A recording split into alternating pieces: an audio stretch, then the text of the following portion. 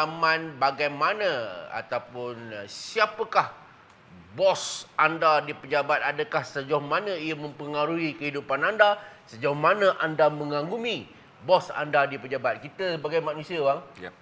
selagi nama makhluk lah, kita tetap akan ada bos lah. Untuk kita umat Islam semua, bos kita itu tentulah Allah Subhanahu Wa Taala lah. Kita perlu hormat, perlu wajib, bukan perlu lagi, wajib. Itu adalah Tuhan kita yang satu. Amin. Begitu juga bang kalau kita bekerja. Kalau kita jadi office boy, ada supervisornya. Supervisor ada pegawainya, pegawai ada bosnya, ada CEO-nya. CEO pun kena report pula dekat board director. Board director pula akan report pada chairman, chairman pula akan report pada maknanya selagi kita bekerja ni bang, akan ada je bos. Kecuali kita ada bos, kita buka company sendiri. Itu kita lah Kita bos. lah kerja, kita lah bos. Kita lah bos. Saya bang, saya dah lama nak tanya abang. Sebab abang lama dalam bidang ni, dah abang juga pernah menyertai beberapa organisasi. Bermula daripada utusan, Astro, NTV7, TV3 lah, apa sampai ke TV Jah dan sebagainya bang. Sudah tentu abang melalui pelbagai fasa bos, kan Ada yang okey, ada yang so-so. Tapi percaya tak bang? Saya percaya satu benda. Sebenarnya bos sama ada kita suka atau tidak suka, tak banyak sikit dia mempengaruhi kita punya lifestyle, kita punya cara kita membuat keputusan dan sebagainya. Bagaimana pula pengalaman abang bagi orang yang dah melalui pelbagai dah jumpa macam-macam bos lah bang Ya. Saya sebenarnya kan kami pilih topik ni kerana lately ni saya lihat kata terutama bagi orang yang berniaga oleh kerana ramai orang dia bila meledaknya orang Melayu menyertai SME ataupun kita panggil IKS, dulu dia panggil IKS dengan PKS.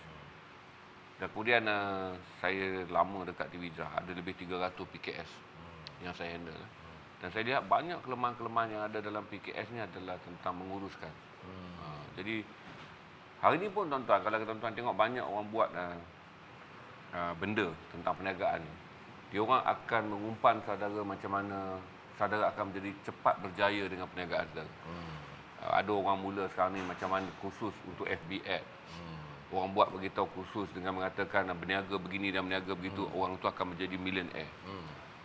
Tapi semua orang tak tahu tuan-tuan bahawa nak mencapai satu benda, bukan tool, bukan alat.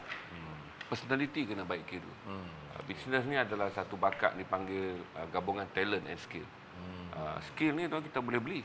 Kita boleh dapat pekerja ada skill, kita boleh dapat tool yang ada skill. Kan? Tapi kita punya talent tu yang jadi susah. Itu yang saya nak cerita, share dengan Rani Riel.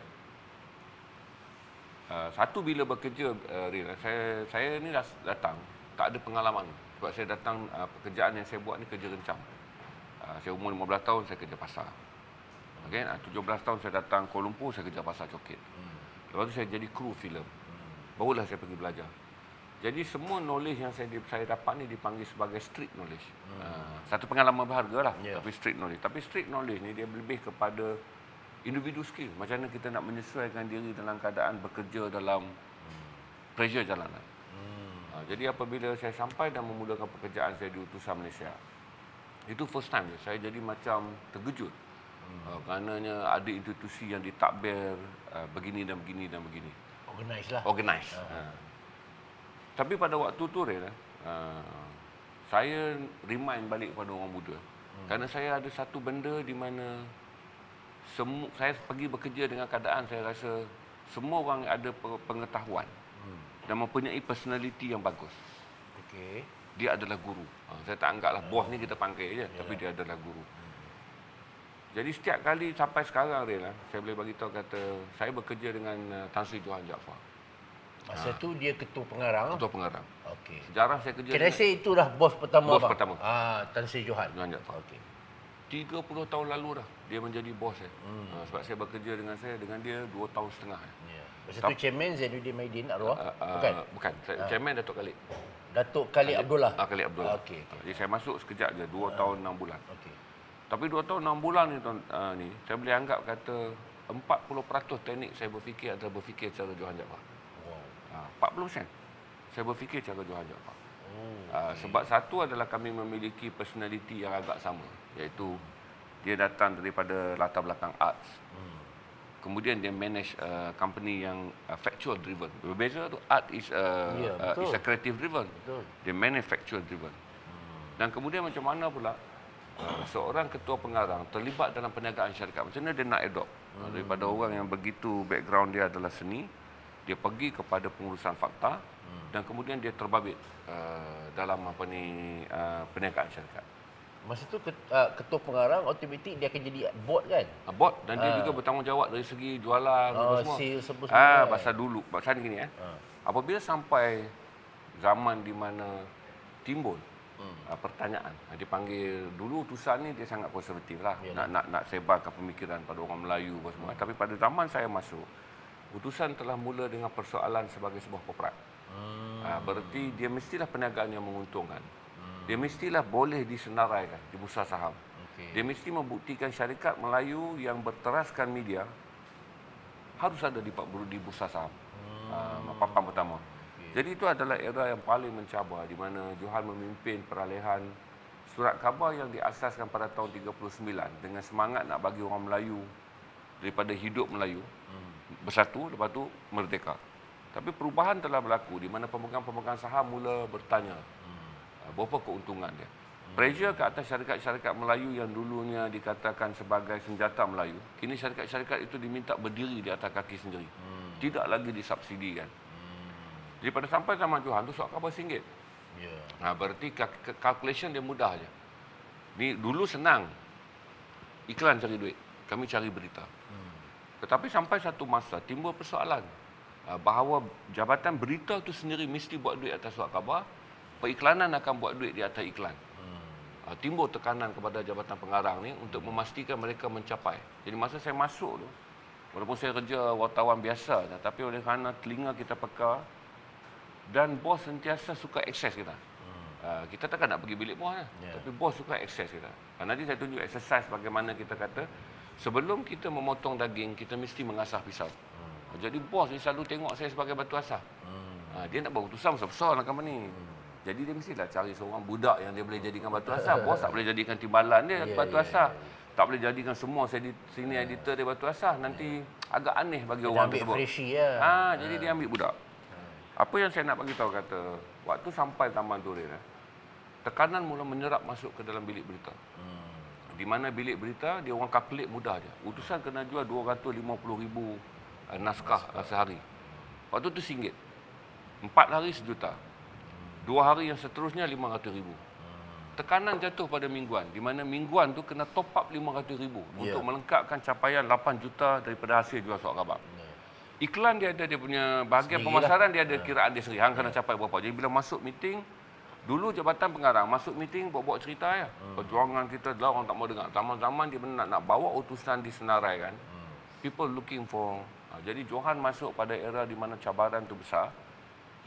Dia harus bertanggungjawab untuk memastikan jabatan pengarang ni tak buang duit. We are making money. Dia bukan sehelai kertas yang ada tulisan berita, lepas tu periklanan masuk dan buat duit. Jadi pada zaman tu lah saya sentiasa, dia berlaku secara tak sedar, tapi sekarang saya share dengan anda bagaimana kita nak berkembang. Pisau adalah senjata yang paling penting dalam syarikat, iaitu orang buat keputusan. Mendekati pisau berarti kita mendekati ilmu. Tapi kita tak jadi pisau, mendekati pisau dia, nanti dia jadi. Maka saya memilih jadi batu asah. Jadi batu asah dia ni, bila dia jumpa saya sekali dua, sebab dia bilik dia ni tak semua orang boleh masuk. Sebab kita kewartawanan ni zaman dulu bos yang keluar, mana ada bos duduk dalam bilik. Bos yang keluar sembang ni, pergi meja ke meja menanyakan hal berita apa semua kan. Dia bukanlah bos macam korporat sekarang di mana bos macam Mao Zedong berada di anjung bangunan kelihatan kecil dan penuh misteri. Supaya rakyat boleh menganggap sukarnya menemui bos seperti bos adalah Tuhan yang berada dalam alam gaib. Dulu tak ada bos-bos, dulu dia keluar jumpa. Setiap kali dia nak pergi ke bilik air, dia akan lalu ke tempat saya bekerja. Mingguan. Mingguan. Dan dia ada satu edik dia. Dia akan sembang dengan saya benda-benda yang tak bersangkut dengan media. Dia tengok muka dia dah ada satu benda yang saya pun anggap satu benda. Apabila dia pergi ke toilet, berarti dia sedang mengalami pressure sangat tinggi. Walaupun dia pergi buang air kecil buat apa, saya anggap ni bos tengah pressure tinggi sebab dia akan pergi dengan wajah yang serius. Dia akan tanya saya satu benda, tapi soalan tu saya ada queue 3 minit. Nanti dia keluar toilet akan jadi perbincangan yang panjang. Dia akan lalu dia akan tanya kan. Dia throw dulu. Dia throw. Sebagai contoh yang saya paling ingat lah. Apa masalah kau hari ni? Saya rasa macam ada something wrong saya buat. Dalam ni. Pasal kan bunyi ayat dia kan, apa masalah kau hari ni? Saya ingat story saya yang keluar tu masalah dia. Dia masuk toilet terus saya buka. Ejaan ke? Ejaan. Tapi artikel, saya tulis artikel. Mustahil lah, spelling. Mesti konten lah. Lepas tu saya lalu je, dia lalu balik, dia akan tepuk baru. Dan saya kena masuk ke dalam bilik. Berarti masa tu baru saya sedar saya jadi batu asap. Di mana berarti bos sedang berfikir sesuatu yang dia nak tajamkan fikiran dia. Supaya besok dia masuk meeting, dia dah ada pisau untuk potong daging. Kalau kita nak bagi teori yang mudah, rupanya budak yang jadi batu asal ni, dia menikmati semua hasil ketajaman pisau. Sebab bos akan cerita dekat semua. Jadi dia pun beritahu saya. Kali pertama saya masuk adalah dia menceritakan tentang rahsia perniagaan yang besar. Iaitu mencapai angka jualan mingguan Malaysia 600,000. Jadi waktu tu katalah KPI orang bagi kepada utusan waktu tu adalah 8 juta ringgit. Berarti saya katakan tadi kan utusan RM1. Jadi 250 naskah sehari. Kali dengan 4 hari, kali dengan 6 hari, dia baru dapat 6 juta. Berarti mingguan ni harus mencapai 2 juta. Mingguan dia jual RM1.50. Okey, tapi dia nak skor lebih daripada tu. Dan dia masuk pada saya, mengasah saya untuk mencapai 600,000 jualan. Lebih 500,000 yang sepatut dicapai.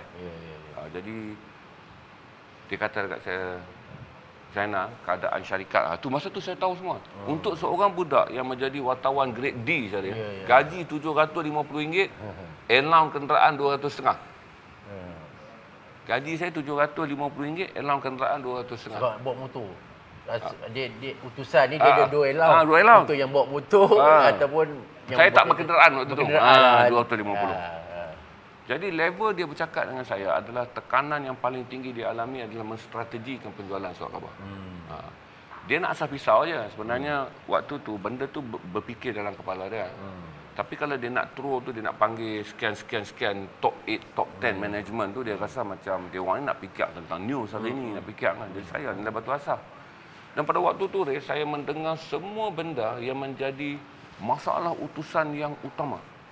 Iaitu mencapai jualan 8 juta ringgit.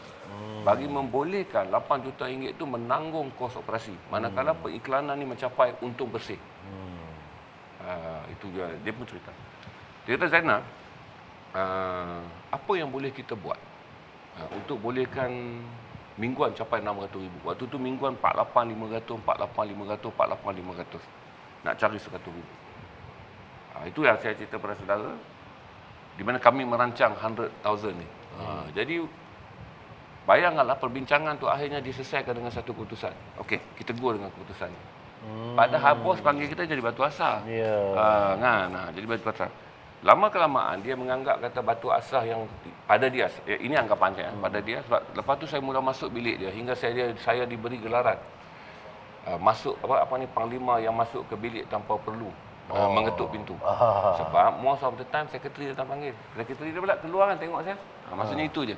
Pasal nak jerit-jerit bilik berita bising-bising kan.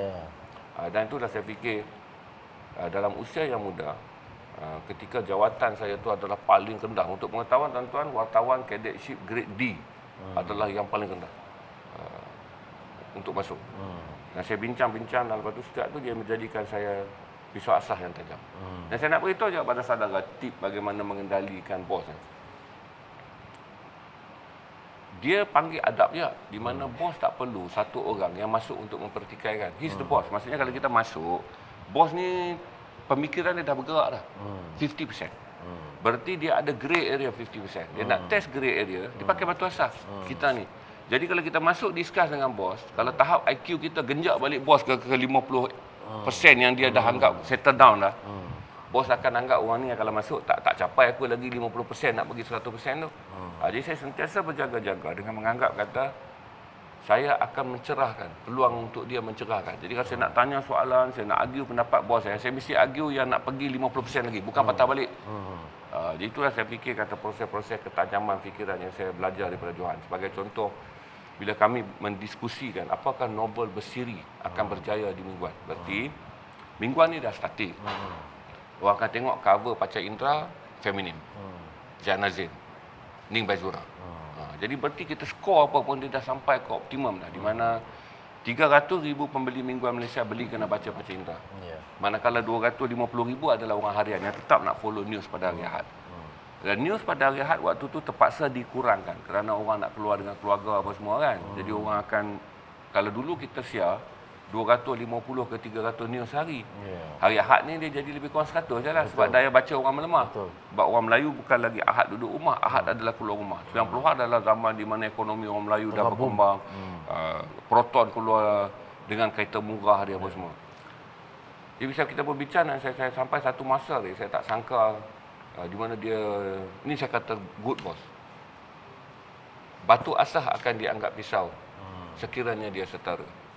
Saya kata dekat bos, saya rasa bos kan, sebab saya tahu kami sama-sama minat penulisan. Saya kata macam mana kita buat novel bersiri, di mana artis terkenal menulis novel bersiri tentang kisah hidupnya. Bos, simple-simple je bos. Dan tapi kita pilih orang yang novel bersiri dia sangat dicari. Kita buatlah 20 siri bos, try idea saya seminggu sekali. Apa kau punya plan? Saya kata Julia Rais nak kahwin. Mesti orang nak tahu dia bercinta dengan calon suami dia macam mana. Sebab Julia Rais waktu tu sangat diminati oleh ramai orang. Tapi dia, orang tak tahu dia bercinta dengan siapa. Orang kata itu, kata lelaki dia berkahwin. Siapakah lelaki ini?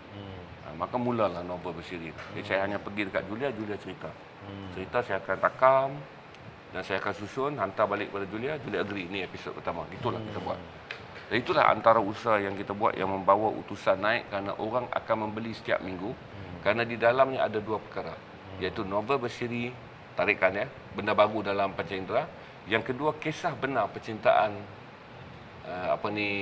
bukan Julia Rais, percintaan Sofia Jane. Percintaan bukan Julia Rais, percintaan Sofia Jane. Percintaan Sofia Jane. Itulah yang saya fikir, kata mungkin selepas tu dia nampak talent dia. Bos yang baik ni juga ni, saya ada satu pengalaman lagi. Saya keluar dengan arwah Abang Husin. Pergi ke satu assignment, fotografer Abang Husin. Jadi Tan Sri Johan ni tengah tunggu kereta Mercedes saya datang ambil, kan ada pos depan utusan lama. Dia nak tunggu kereta pos je. Lepas tu saya pun balik dengan Abang Husin. Bila hujan ni, kita akan tunduk sebab basah lencun. Bila masuk bawah pos tu, motor perlahan kan sebab tempat bos-bos kita pun baru dongak. Saya pun babai kat dia. Saya nampak muka dia berubah. Lepas tu dia masuk kereta. Esok dia panggil. Zainal, berapa gaji kau kerja nak? Kau grade apa? Saya pun cerita lah, saya grade dengan bangga lah. Kita baru 6 bulan kerja. Saya cadetship grade di Cik Johan. Lepas tu dia belum datuk, Cik Johan. Gaji 750, elang 250. OT rajin nak dapat. Sebab saya kata kadang-kadang sebab saya rajin menulis, gambar nasi akan pakai rencana saya. Saya dengan penuh bangga macam duit tu dah banyak. Tapi untuk seorang yang macam saya, dapat gaji 1,000 pada tahun 1994 tu. Kalau boleh kan sampai ke langit nak dibawa cerita tu. Saya ceritalah. Gambar nasi bayar rencana saya RM60, dia tak bayar RM40 sebab rencana saya sentiasa duduk atas. Tu kan bila part time kita akan dapat rencana. Kita campur-campur semua dengan overtime Cik Johan. Saya dapatlah lebih kurang dalam 1,600. Saya cerita, ingat dia akan kata dekat saya, rajin kau bekerja dah, muka dia terus berubah. Itu yang dipanggil HR untuk, dia panggil Datuk Khalid Muhammad, dia panggil HR untuk review. Sama ada saya perlu diusahakan sesuatu sebab saya dah ada kolom, saya dah menulis banyak review. Bila dia review itulah yang saya kata saya menerima 6 surat kenaikan pangkat. Serentak 6. Maksudnya satu surat tu berkuat kuasa 24 jam. Tamat cadetship. Jadi wartawan grade D penuh. Satu surat tu datang lagi pula, saya kena pegang jawatan tu seminggu je. Seminggu je. Jadi itulah 6 surat yang saya menerima. Akhirnya saya terus pergi kepada jawatan ketua meja. Bang, kalau tadi abang cakap abang seorang wartawan paling lekeh lah, grade D dipanggil oleh ketua pengarang, ibarat seorang kerani dipanggil oleh Perdana Menteri. Abang antara sepatutnya abang ni dijadikan batu asah, tetapi sebaliknya Johan melihat abang boleh dijadikan pisau. Agaknya apa strategi yang boleh abang kongsi dengan pembaca kita hingga menyebabkan Tan Sri bersetuju dengan idea abang tu? untuk menaikkan sale tu? Apa antara kaedah selain daripada meminta artis macam Sophia Jane buat novel tu? Sebab saya ingat bang, masa dulu at one time ketika zaman Tan Sri Johan tu, saya boleh dapat baca paper Mingguan Malaysia pada malam minggu. Maknanya ya. lebih awal. Lebih awal. Mungkin adakah itu antara strateginya? Okey. Dia bagi cuma waktu tu saya tahu lebih awal sebelum surat khabar tu keluar. alright. Dia keluar strategi petang kerana pada waktu tu kerana wujudnya pasar malam Tunku Abdul Rahman. Okey, kerana wujudnya pasar malam Tunku Abdul Rahman, trend pasar malam tu data mengatakan tak akan kurang daripada 15,000 ke 20,000 orang akan pergi ke pasar malam. Okey, data juga menunjukkan orang daripada pasar malam keluar dia akan pergi ke Dataran Merdeka. Jadi mereka memerlukan bahan bacaan. Jadi itu yang jual surat khabar. Surat khabar tu strategically kerana wujudnya pasar malam Jalan Tunku Abdul Rahman. Dan Tunku Abdul Rahman tu pasar malam bukan sekarang dia. Betul. Dia di tengah-tengah jalan raya. Betul. Dan data kata 15 ke 20,000 orang akan datang. Jadi Johan skop kata kita ambil lah. Separuh daripada mereka ni akan membeli.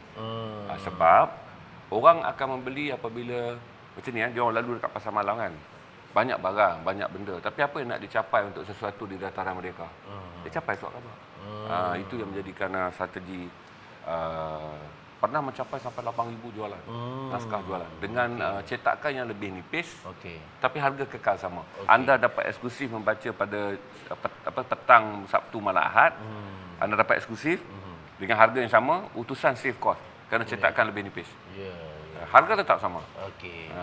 Satu perkara mengenai Tan Sri Johan, dia bukan bermula daripada seorang wartawan.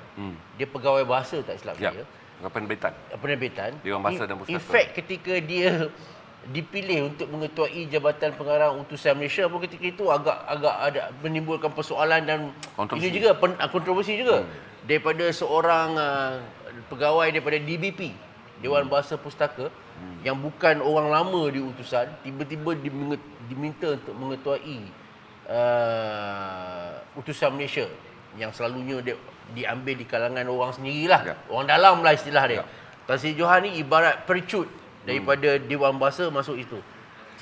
Di situ pun saya tengok bang, dia ada kelebihan yang luar biasa kerana dia berjaya mengenepikan semua perdebatan mengenai pelantikan itu dalam masa cepat, dan dia mengembalikan balik kepercayaan wartawan-wartawan utusan itu sendiri hingga dah lupa dah yang dia ni orang luar, istilahnya orang luar. Bagaimana abang lihat dia menyesuaikan diri di dalam utusan tu bang? Macam sekarang lah dia, katalah 90-an lah kita anggap. Ada satu detik perubahan. Nak ambil tuan-tuan mudah ni, macam saya dan Syarif sedang memindahkan kewartawanan daripada saudara kena membaca, daripada saudara kena mendengar dalam bahasa yang sangat didaktik, kepada perbualan yang lebih casual. Itu kita panggil mana-mana streaming, kerana mediumnya adalah streaming. Maklumat akan masuk dalam storytelling. Okey, pada waktu tu akhbar ni tak boleh lagi menjadi 5W1H. Dia hantar maklumatnya.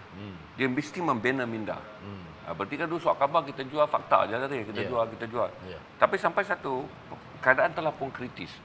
Orang Melayu kata kalau mereka mendapat fakta, apa mereka nak buat dengan fakta? Macam kita ambil algoritma lah. Algoritma Facebook, semua data, semua fakta kan. Oh, tanya je tahu semua. Ini traffic ni apa semua. Kita tanya balik dengan pakar data tu. Daripada data yang anda ada, apa yang anda boleh tolong saya? Dia tak tahu. Jadi begitu juga sekarang ya. Lambakan maklumat dah banyak pada orang Melayu. Tapi orang Melayu memerlukan daripada maklumat macam mana nak increase kualiti berfikir dengan maklumat. Kerana Johan mempunyai pencapaian luar biasa waktu tu. Dia telah meletupkan majalah Dewan Masyarakat. Yang selama ni orang tak pandang. Orang tak pandang Dewan Masyarakat. Orang anggap satu majalah yang berat, yang menyusahkan kepala fikir. Dan majalah dia juga menggunakan masa tu walaupun dia sebuah majalah. Dewan Masyarakat adalah content driven. Seperti isu menjejak semula Natra. Patini. Itu yang meletup. Kemudian Dewan Masyarakat menceritakan semula hal-hal bersangkut dengan mengapa orang Melayu begitu taksub kepada spiritual. Ini benda-benda yang kemudiannya apabila orang Melayu berada di persimpangan. Pada tahun-tahun tu, orang Melayu berada di persimpangan.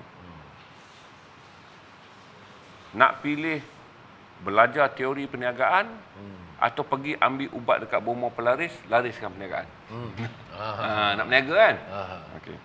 Apabila perniagaan merosot, hendak jumpa konsultan untuk menguruskan kemerosotan perniagaan ataupun jumpa bomo, tengok ada orang bagi tahu kedai saya tak nampak lah apalah. Orang Melayu berada dalam persimpangan yang sangat dahsyat. Tapi waktu tu orang Melayu masih lagi berada dalam tahap takut mengatakan kesemua benda yang ada adalah misterius. Orang Melayu tak mau. Pasal apa? Bila surat khabar menceritakan fakta, orang Melayu tak boleh digest fakta tu because dia datang tanpa guide. Untuk diserap menjadi thought. Jadi maklumat ni dia masuk, jadi pengetahuannya lah. Tapi dia tak boleh berkembang menjadi pemikiran. Itulah tugas Johan masuk, menjadikan akhbar itu tidak lagi penyebar maklumat. Tapi mengembangkan fikiran orang Melayu. Itu yang menjadikan waktu tu orang dah diagnose lah. Pesurat kabaran mempunyai pengaruh yang sangat kuat, tetapi dia tidak mengimbangi proses di mana mendadaknya masyarakat berkembang. Orang Melayu masuk dalam perniagaan, orang Melayu masuk dalam sektor profesional, orang Melayu jadi corporate leader. Kadang-kadang we get one good corporate leader. Tapi worst, staff semua worst. Asal masuk je, bos ambil sekretari lawa je, ni jadi skandal dia lah. Asal masuk je, bos duduk belakang. Ini orang tak sedar diri ni, riak. Kerana orang Melayu tak biasa melihat bahawa sekretari adalah dipilih daripada kalangan yang ada strategi apabila tetamu datang. Selain dia kompeten dengan tugas dia. Bos duduk di belakang adalah bagi menikmati ruang yang luas kerana dia ada dokumen yang perlu dia baca di dalam kereta sebelum dia attend meeting yang lain, ataupun dokumen yang perlu dia baca sebagai penyelesai tugas di hari itu. Maksud dalam kereta ni bos masih ni. Tapi waktu tu orang Melayu belum faham. Jadi inilah tugas pesurat kabaran dia. Pasal tanya aja kau kerja mana? Saya kerja ini sini. Semua orang Melayu cakap tentang work corporate. Tanpa mentaliti Masih jadi GM pun kampungan. Masih mengharapkan bos duduk sebelah driver. Itulah bos yang bagus. Kalau bos duduk belakang driver, ini tak sedap diri ni. Tapi kalau bos tu duduk sebelah driver, inilah bos yang baik apa-apa semua masih lagi tak dapat nak hadam Bos kena makan di kantin sekali dengan staff. Pada zaman tu bos dah tak makan dah dia. Dia tengah hari lunch time, dia ada meeting pukul 2. Nak cepat. Nak cepat. Jadi bos bukan meeting di office, tapi bos dah kena running dokumen. Pasal dia perjalanan bos tu adalah minute by minute, meeting by meeting. Dan setiap meeting tu ada lambakan perniagaan. Sama ada keputusan korporat atau keputusan kewangan. Jadi lunch time ni dia sambil tengok dokumen, makanlah apa yang ada. Makan apa yang ada, tengok dokumen. Okey, lepas tu bos pun pergi, gosok-gosok gigi apa semua, betulkan rambut. Ini kata sejohat lah. Dia betul-betulkan rambut, masuk balik bilik, pukul 2 meeting jalan. Ketika meeting jalan, first 5 minit dia dah boleh control meeting tu. Because he's already 1 hour ago.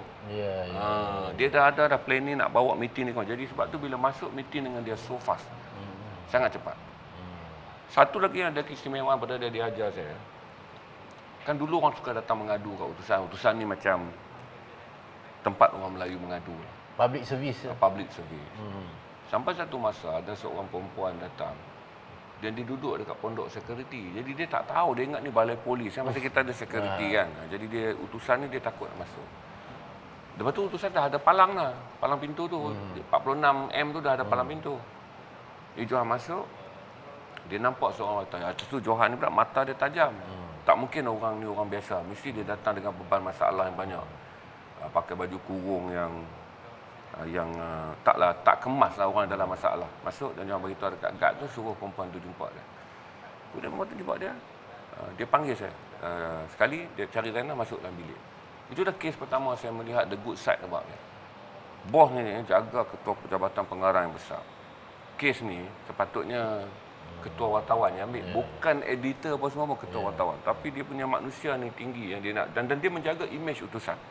Di mana wanita ni akan balik mengatakan bahawa utusan ni bukanlah para korporat Melayu yang bongkak dan lupa diri. Jumpa ketua saya, tapi wanita tu kalau balik cerita orang terkejut.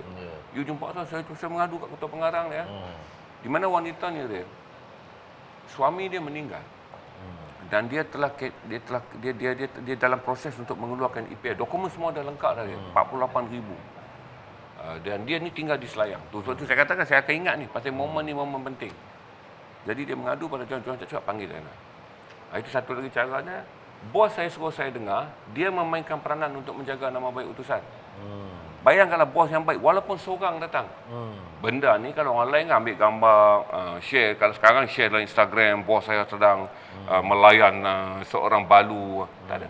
Dia panggil, saya dengar dan Johan tanya kan, kata dalam 5 minit Johan cakap, Zainal, yang aku nak tahu, dia bagi tahu di depan wanita tu, dia guna perkataan aku, yang aku nak tahu kes puan ni selesai, yang lain saya tak nak, aku tak nak dengar.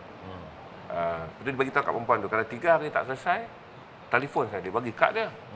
Saya tahulah apa saya akan buat kepada budak ni. Okay. Saya pun keluar lah. Tapi saya dah dengar dah cerita. Rupanya kakak ni ada scam. 94 dah ada scam dah dia. Di mana EPF dan juga Bank Simpanan Nasional penjahat tahu. Jadi cek ni keluar, mereka menunaikannya di kaunter BSN yang pada waktu tu scam lah. Jadi akak ni dia orang baca profil dia rendah apa semua, tapi 48,000 dia. Jadi saya pun menggunakan jalan pintas lah kalau saya pergi ke. Dia kata dah tunggu berbulan-bulan, kes dah lama, berarti orang pun tak mau siasat. Dan kes ni pun dia pergi kepada bahagian aduan yang memang tak mau diagnose kes dia. Okey. Jadi saya ada 2 pilihan. Saya call pengurusi Bank Simpanan Nasional. Saya kata kalau saya carry story ni atas tender utusan front page. Sebab benda-benda yang bersangkut dengan Melayu dan penipuan kat atas balu kan waktu tu kita very, itu story muka depan akan laku. Kalau saya kata saya siarkan Datuk muka depan, isu ni akan jadi masalah besar kepada Bank Simpanan Nasional. Atau Datuk bagi jaminan saya kena bawa, pasal Johan kata 3 hari.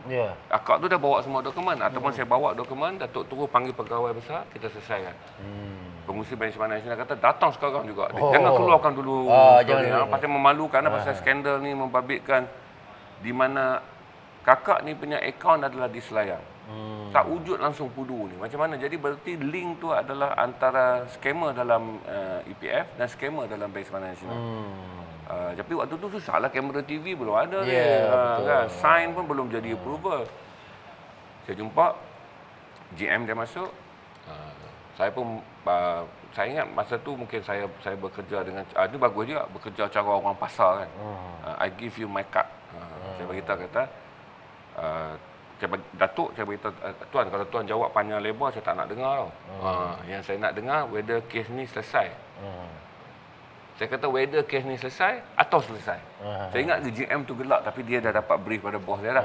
Kita kena damage control, kalau utusan keluar mampus ni Bank Simpanan. Kena selesai. Kena selesai. Jadi saya kata, tuan ada 2 pilihan. Kes ni selesai, whether selesai. Dia dah gelak-gelak. Tapi saya dah tengok dokumen memang scam. Kan, pasal akak tu bawa dengan akaun bank, transaction ke dalam akaun bank dia pakai Bank Simpanan, tak masuk pun.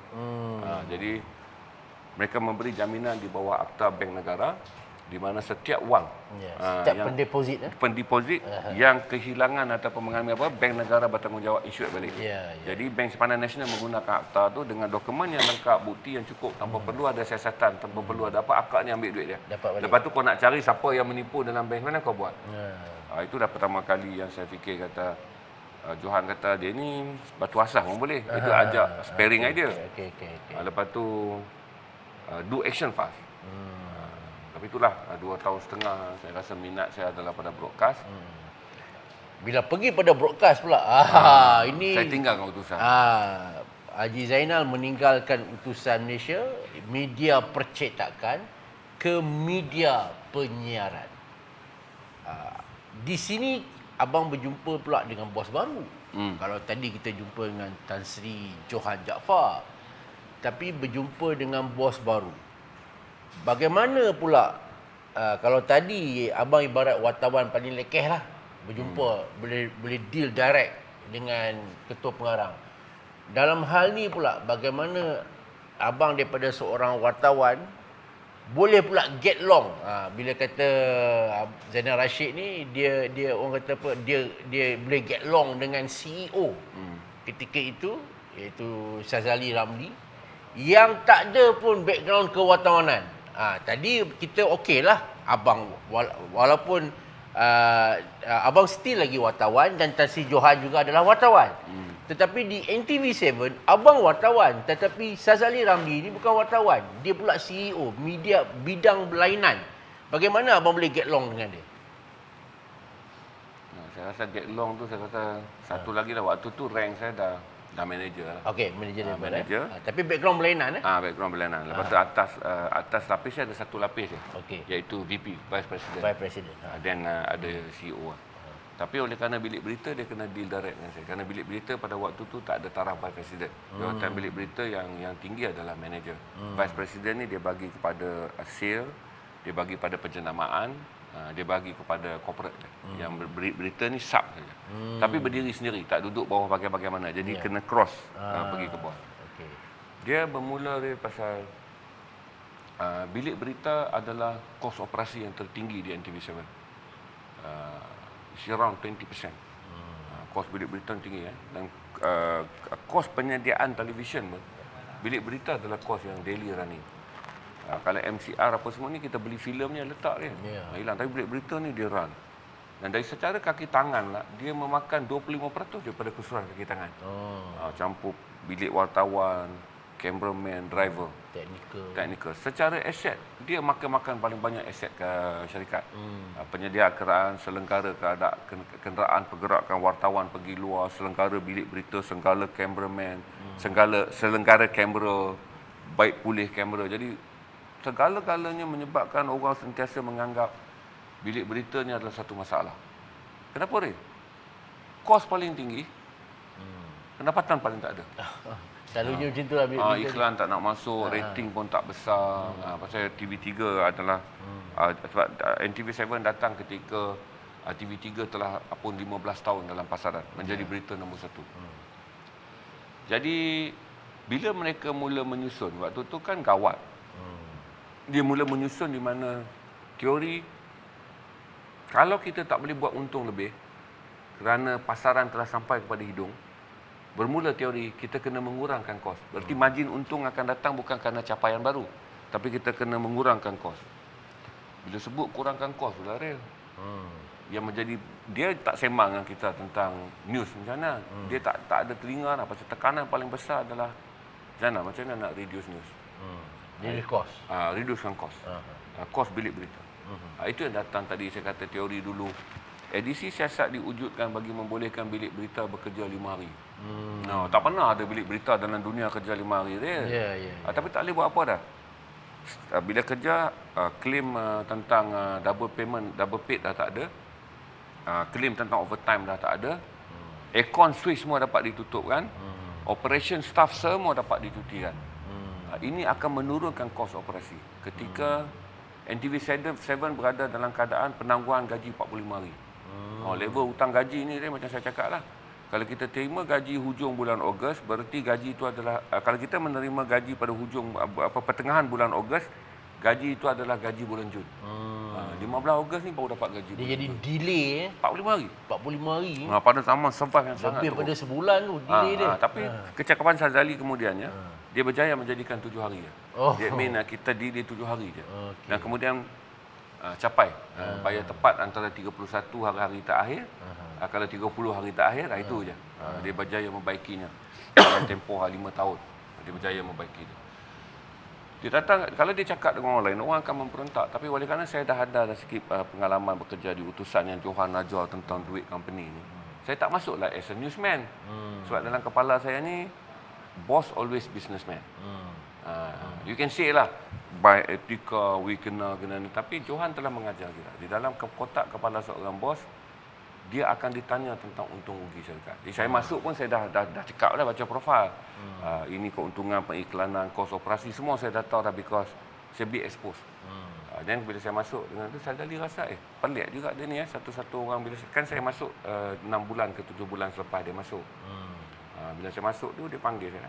Pelik juga budak ni fikir dia datang ready dia tak macam orang lain yang sangat protektif tentang operasi newsroom, news sentiasa ke depan kan. Saya kata okey, saya kata let me look at the number. Share number dengan saya lah. Dia beritahu gini, kita jalan Sabtu Ahad pun rating kita rendah. Kita tak ada advertising. Lepas tu kos macam ni lah. Dan kos yang datang banyak Sabtu dan Ahad. Sebab kita dah tutup account tapi kena buka untuk the whole bill. Pasal masa tu kan pakai master account design dulu. Dia tunjuknya dia, okay, saya kata okey, saya tengok banyak. We are talking about 200 to 300,000 a month by saving operation Sabtu dan Ahad. Tu saya pun datang dengan konten edisi siasat. Konten edisi siasat ni mengapa dia? Jumlah orang bekerja sikit. Kos tak ada sebab pergi cari berita-berita. Duduk kat luar office. Luar office. Dan lepas tu dia boleh memberi kelainan supaya tak ada lah bila kita tak operasi hari Ahad kita tak miss lah apa Perdana Menteri cakap hari Sabtu apa hari Ahad seolah-olah kita sedang bagi tahu apa yang orang tak cakap pada Sabtu dan Ahad. Nah, faham tak strategi diversion? Kita tidak kehilangan statement ahli politik pada Sabtu dan Ahad. Orang tak nampak kata kita kehilangan. Tapi kita bawa edisi siasat konten dia orang anggap mereka sedang bercakap apa yang orang tak pernah cakap sepanjang minggu. Jadi orang tak perasan tu tutup kerana kos operasi. Orang tak perasan kerana kos cutting, pembinaan tim kecil. Macam saya bagi tahulah satu siaran edisi siasat pada waktu tu kos untuk jalan RM400. RM400 je saya ada. Berarti kalau staff nak claim apa saya semua kira. Kadang-kadang kan sama cerita hari bila saya buat kerja pasir ni saya cerita saya akan gelak. Kes berlaku di Batang Kali dan ada satu kes berlaku di Sungai Buloh. Tahu? Saya tak ambil Sungai Buloh kan. Pasal kalau pergi Batang Kali dia jadi claim mileage, claim bekerja di luar kawasan sebab dia dah lebih pada kilometer yang telah dibenarkan. Cerita sama aja. Cerita sama aja. Lokasi yang beredar. Lokasi beredar. Lepas tu dah kita, jadi saya pergi Sungai Buloh, saya save dah duit Sungai Buloh 400 ni. Saya bagi, tapi tim tak tahu pasal tim pun tak mau dengar benda-benda. Tapi as a boss yang kita absorb tekanan bos kita yang besar sebagai operasi. Jadi minggu depan saya suruh langgar. Bila dah pakai ni 200, saya simpan lah. 200 lagi untuk minggu depan. Lagi minggu depan saya ada bajet, barulah kita langgar ke Batam Berjutai. Yang banyak, yang memerlukan banyak allowance. Sebab tu di siasat ni dulu, nak orang bagi kita maklumat banyak. Johor ada ini, Johor ada ini. 90% konten kita adalah konten KL base. Satu adalah kerana apa saja yang berlaku di KL sebagai fenomena, sub-fenomena ada di kampung-kampung. Berarti kita cerita Lumba Haram. Orang Felda, sampai Felda, kita nak tengok di Felda ada Lumba Haram. Jadi kita dah faham dah demografi tontonan. Orang cerita tentang gangster. Kita cerita gangster di KL walaupun besar. Tapi sub-gangster tetap ada di Alok Start, tetap ada di Johor. Judi, mesin judi ada di mana-mana. Jadi saya fikir tak payahlah kita pergi kan. Cuma sampai satu masa tu, iklan telah mencapai jutaan ringgit. Itu dia panggil gelaran untuk edisi siasat ni dulu from zero to hero. Jadi dinaikkan bajet mingguan menjadi 700. Dari tak dapat 1,000 daripada 400. Saya masuk mesyuarat, saya kata kita mungkin start walaupun kita boleh compete media prima pada waktu terjejas dengan teruk dengan adanya edisi siasat. Itulah bos kata lulus. RM700 tambah 300. Kalau kita tengok personality, tadi kita bercakap tadi, for the first half an hour tadi kita bercakap tentang Johan Jaafar. Sekarang kita masuk ke era Syazali Ramli. Okey, by personality. By personality abang tengok macam mana? Berbeza. Okay. Johan seorang yang boleh berfikir panjang kerana ketika dia memimpin pada waktu itu, utusan tak ada tekanan, still make 12 to 15 million a year profit. Tetapi utusan telah melihat Straits Times buat lebih duit. Utusan telah melihat Star buat lebih duit. Star dapat waktu tu 12 bulan bonus. Berita harian boleh bagi 6 bulan bonus. Utusan tetap 2+1. 2 bulan bonus dan 1 bulan Ingrasia. Jadi benda-benda nak meningkatkan moral, nak menggambarkan akhbar Melayu yang paling nasionalis, takkan pekerja dia yang paling kemereh. Tapi tekanan Syazali lain. Syarikat ini akan bankrupt kalau tidak diselamatkan. Dia berada dalam position syarikat akan bankrupt kalau tidak diselamatkan. Di mana kos berlaku, periklanan kurang. Itu yang menjadikan bekerja dengan Syazali ini adalah dia ajar saya pula. Make sure office always in my mind. Berarti pastikan pejabat sentiasa berada dalam fikiran kita. Kita tak ada masa. Dia masa tu dia panggil saya Zainal. Kita tak ada masa dah nak mula fikir semua benda 9 pagi balik 6 petang. Seluruh hidup kita untuk office ni. Jadi saya dengan dia ni meeting. Kalau siang dia penuh meeting, dia akan bagi tahu dengan sekretari dia. Bagi tahu Zainal datang rumah saya. Itu saya tahu dia letih. Berarti dia letih betul, dia dah kerja mana? 11 malam. Berarti saya dah tahulah dia ada meeting lain, dia dijangka sampai dekat rumah dia pukul 11 malam. Saya pergi sampai rumah. Dia dah nampak kata flexibility dengan saya. Jadi dia selesalah berurusan dengan orang yang dia rasa, bos, takkan 11 malam saya bekerja, siapa nak bayar gaji saya? Ini saya nak ajar lah pada tuan-tuan. Work hard bukan mean money. Bila saya kemudiannya berkembang dia, saya berkembang adalah kerana saya melabur lebih masa Saya melabur lebih waktu untuk mendapatkan banyak ilmu. Orang-orang macam Sazali ni, dia ajar 5R. 5R yang Sazali bawa ni, perawi dia ada 4 orang. Perawi dia ada 4 orang.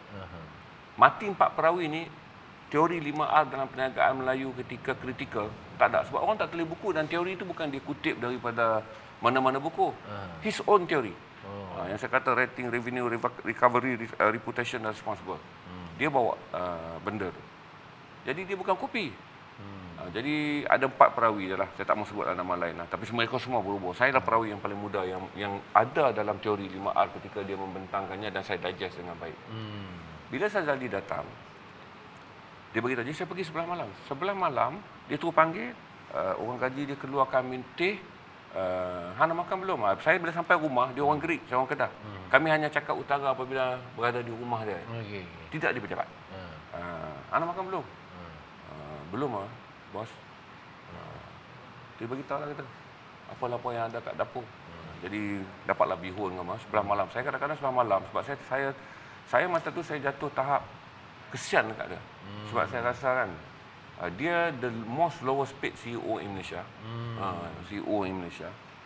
Naik kereta yang tempat lain level GM je naik. Dia punya kereta CEO tempat lain GM je naik. Dia punya bilik kalau kita masuk tempat lain kan. Saya ingat kalau Proton punya level kan, senior manager punya level je. Dia punya bilik tu. Kita jadi wartawan real, kita jalan kata. Kita dah jumpa masuk banyak pejabat menteri apa semua. Jabat kita tengok. Jabat tadi. Istimewa tu lah sebab akuarium ikan tu ya. Yang boleh kalau kita masuk tak ada apa. Dia pergi kalau lah dia bagi tahu aku pergi toilet sat kan. Kita nak buat apa pergi tengok ikan kecil lah. Ikan tu pun tak ada nilai yang RM4 sekor. RM4 sekor ikan tu. Pusing dalam akuarium tu. Itulah yang ada dalam bilik dia. Tapi dia work hard. Dan dia selalu ajar saya dengan mengatakan bahawa perkataan dia selalu bagi tahu nak tanggungjawab. Kawan-kawan kita ramai yang tunggu gaji. Dia guna word yang dah other level lah bila sampai kat rumah dia. Saya nak pasti make sure ni benda ni jadi. Saya dah sampai level bisnes dengan dia. Macam mana waktu tu semua pengiklan jenama wanita nak masuk ke edisi siasat. Tapi kadang-kadang dia orang datang dengan syarat. Dengan syarat macam jangan banyakkan fahamlah periklanan kan. Kami tak mau konten minggu ni yang crisis with government during yang kita beli ni. Please saja adalah periklan. Dia panggil saya kalau orang lain mesti bergaduh. Apa buat ni wartawan tak boleh dibeli dengan wang. Jadi saya tak. Dia pun cakap simple je. Pukul 11 malam ni lepas masuk gate tu dia pun keluar. Dia naik atas ganti baju apa semua. Penduduk. Ini nak masuk nah. Dia orang nak story yang feminin sikit lah. Sebab ada data menunjukkan wanita menonton banyak dari edisi siasat. Kerana mereka tak tahu bahawa itulah kejahatan yang berlaku. Kalau mak dia tak tahu lumba haram. Kalau bini dia tak tahu wujudnya judi ni. Jadi banyak pendedahan adalah benda yang tabu kepada wanita. Jadi setelah dapat benda tu dan syarikat-syarikat periklanan pun tahu, dia tengok rating number. Kedudukan edisi siasat tu dah macam drama petang pukul 7. Wanita menonton kerana wanita tak tahu semua kejahatan. Apa laki dia buat. Jadi edisi siasat video game. Dia tak tahu gangster, dia tak tahu pelacur. Dia tak tahu pun yang lori duk selisih dengan dia tu curi pasir. Sebab wanita kan bila dia orang berbuat sesama dia orang bukan buat benda-benda kenegaraan ni, dia buat baju kurung. Domestik lah, isu domestik je. Dan dengan itulah saya buat berusaha mudah. Saya balik okey. Jadi saya dalam kepala back in mind. Saya kena kawal edisi siasat kekal garang tapi memenuhi keinginan periklanan yang terus memenuhi cita rasa konten feminine driven, reduce political attack. Win-win situation. Win-win saja. Jadi dengan Sazali saya deal banyak benda. Dan kemudian Sazali ni dia satu orang yang dia tak anggap saya batu asap. Dia treat saya satu level yang sama dengan dia. Itu satu yang bagus tentang dia.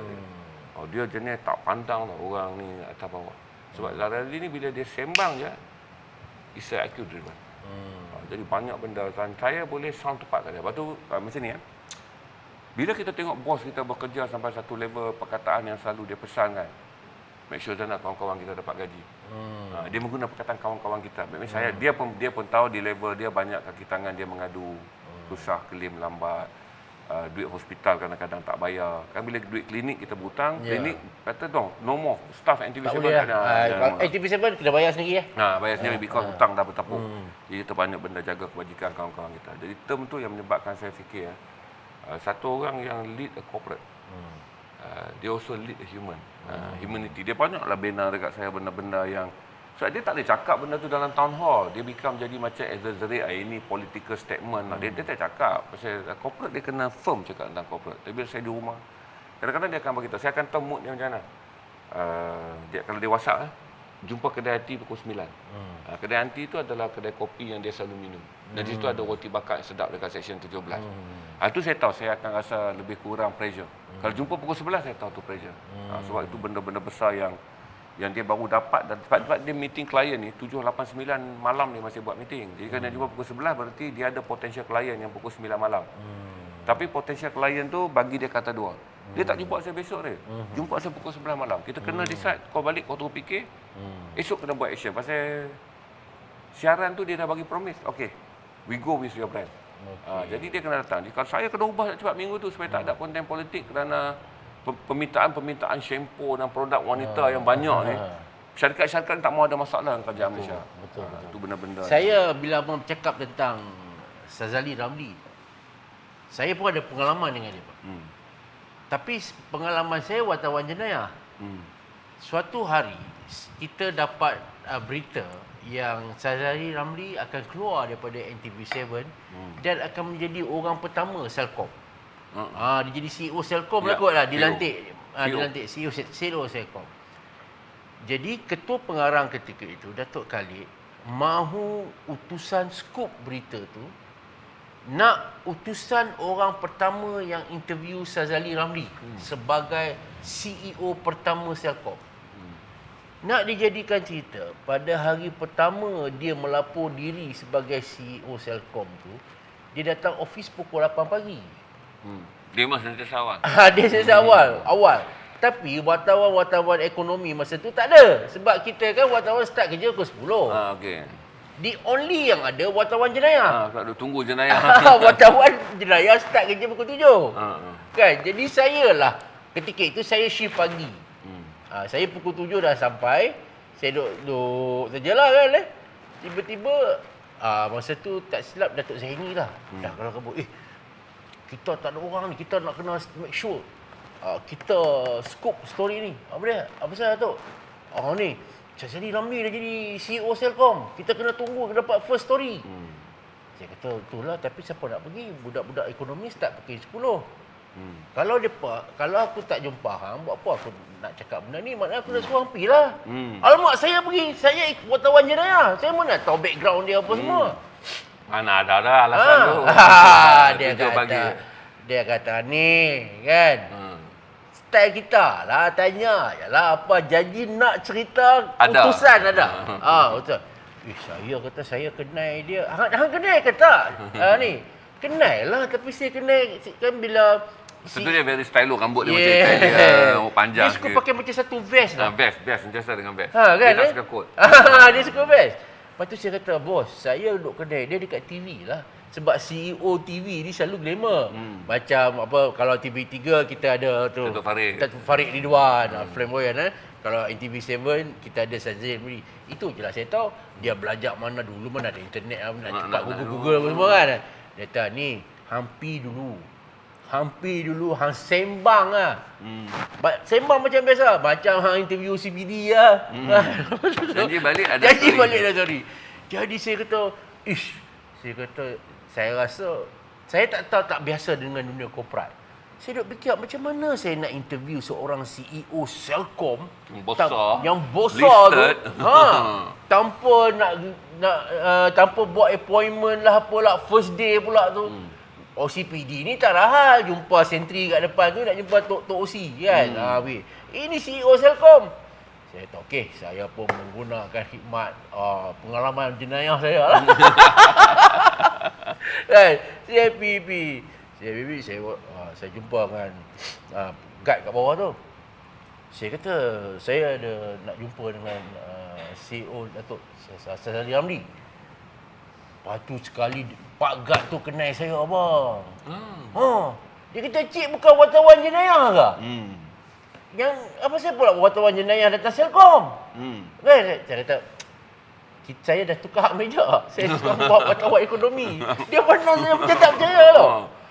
Okeylah, tapi sekretari dah buat appointment. Saya kata, belum. Macam ni lah, dia bagi jalan ke saya. Cik tunggu kat bawah. Saya pun tak kenal Sazali Ramli ni sebab first day. Cik try lah. Jumpa dia masa dia keluar pintu. Kalau dia okey, cik naik lah. Kalau tak okey, tak boleh . Saya pun tunggu. Saya tunggu. Sampai betul. Pukul 8 pagi tepat dia sampai. Saya pergi kat pintu. Dia terkejut lah. Dia kata, saya kata lah saya daripada utusan. Kita ada press conference ke? Dia ingat pejabat PR dia dah aturkan press conference. Yang dia tak tahu. Dia tak tahu. Ada press conference ke? Tak, saya diarahkan untuk interview Datuk lah. Dia kata, saya pun tak tahu buat. Dia kata, saya pun tak tahu apa-apa lagi pasal Selcom ni, first day saya. Dia kata, saya tak debrief lagi oleh ni, saya nak cerita apa? Mana boleh saya nak cerita unjuran keuangan ke apa? Kan saya first day ni, saya pun belum debrief. Saya kata, tak apalah. Kita buat story selamat datang pun okey lah. Macam tu lah. Saya naik dengan dia. Soalan pertama bang, punyalah excited. Apa modus operandi bang? Dia belum tengok. Modus operandi saya lupa. kita guna istilah jenayah. Kita dah buat jenayah. Orang tanya apa business plan? Apa business plan? Kita modus operandi bang soalan. Dia buat modus operandi. Tak masuk saya jangka panjang. Dapatlah jumpa 10 minit. Perampis lah. Perampis. Anak hari pertama Sazali Ramli. Bang, kita dekat dah 1 jam dah ni. Saya nak cerita, nak minta abang kongsi sikit lah. Saya suka cerita personality ni. Macam saya 10 minit dengan Datuk Sazali Ramli ni. Saya tengok personality, suara dia garau. Kan Dia macam rambut macam Shanana. Rambut panjang. Italiano kan. Lepas tu dia pakai baju vest. Dia tak go for court. Bila dia masuk di Selcom, masa tu abang tahu tak bahawa dia boleh buat Selcom turnover. Bila mau boleh. Dengan personality dia tu. Boleh, saya yakin kata dia pergi mana pun. Sekarang dia di Boston, saya pun yakin dia boleh settle down Boston yang shaking. Sebab dia ni base pada satu, dia cara dia bekerja. Saya deep dia. He never believe work smart without work hard. Dia jalan dua-dua. Dia hard working, dia alcoholic dia. Tak ada istilah tak payah work hard, work smart. Dia panggil orang panggil work hard, play hard. Dia datang daripada sangat konservatif. Menguruskan benda semuanya dengan kerja kuat dan berfikiran cekap. Dia tak ada tentang macam mana nak reduce cara bekerja, macam mana teknologi digital dan Dia memang hands on. Itu saya percaya kata satu Sazali ni dia ada satu sense business adalah study risk yang tak ada kepada orang Melayu yang konvensional, terutama pejabat awam. Sazali ni dia selalu kalau dia tengok potential, dia buat masuk risk. Jadi dalam meeting kita hanya study risk . Tu saya cerita tentang potential. I'm master in potential. I'm bring you all in just to see how to settle down the risk. Jadi dalam pengurusan dia adalah menyelesaikan risiko. Dia jadi meeting kita tak buang banyak benda. Kita see yang ini kita nak achieve, ada 4 risiko dia. Don't talk about potential. Potential will come together. Jadi dulu orang kaji risk dan potential. Sazali dah berjaya memendekkan meeting. Sebab dia sangat strategik. Buat apa cerita potential? Potential come.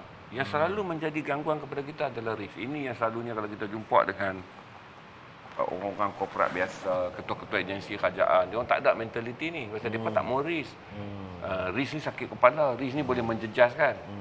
He play with the risk. Maksudnya dia selalu berpegang kepada saya dibagi gaji ni dan orang pilih saya mesti ada satu level baru yang saya kena achieve. Dan level baru tu mesti penuh dengan risk.